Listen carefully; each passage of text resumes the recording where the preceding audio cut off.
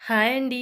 ఈరోజు వీడియోలో పప్పు, తోటకూర టేస్టీగా ఎలా చేయాలో చూద్దాం. 2 కట్టలు తోటకూరని తీసుకుని, కట్ చేసుకున్నాక బాగా కడుక్కొని చిన్న చిన్న ముక్కలుగా కట్ చేసి పెట్టుకోండి. ఒక కుక్కర్ తీసుకుని వాటర్ గ్లాస్‌తో గ్లాస్ కందిపప్పు తీసుకొని 2 సార్లు కడిగినాక గ్లాస్‌కి 3 గ్లాసులు వాటర్ వేసి, ముందుగా కట్ చేసుకున్న తోటకూరను కూడా వేసుకుని, 7 పచ్చిమిర్చి, ఒక ఉల్లిపాయ, 3 టమాటాలు కట్ చేసుకొని వేసుకుని, అర స్పూన్ పసుపు, స్పూన్ కారం, నిమ్మకాయ సైజంత చింతపండుని పెట్టుకుని మూత పెట్టి ఒక 5 విజిల్స్ రానివ్వండి.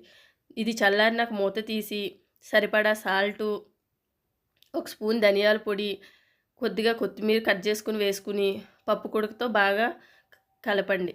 ఇలా కలుపుకున్నాక చిక్కగా ఉంది కాబట్టి ఒక వాటర్ గ్లాస్ వాటర్ వేసుకుని పక్కన పెట్టుకోండి. స్టవ్ వెలిగించుకొని ఒక కళాయి పెట్టుకుని కళాయి వేడెక్కినాక సిమ్‌లో పెట్టండి. ఎల్లుల్లిపాయలు, జీలకర్ర, ఆవాలు, ఎండుమిర్చి, కరివేపాకు, ఇంగువ వేసుకొని పోపు వేగినాక ముందుగా రెడీ చేసుకున్న పప్పుని ఇందులో వేసుకోండి. అంతేనండి. ఈ వీడియో మీకు నచ్చినట్లయితే లైక్, సబ్స్క్రైబ్ చేసుకోండి.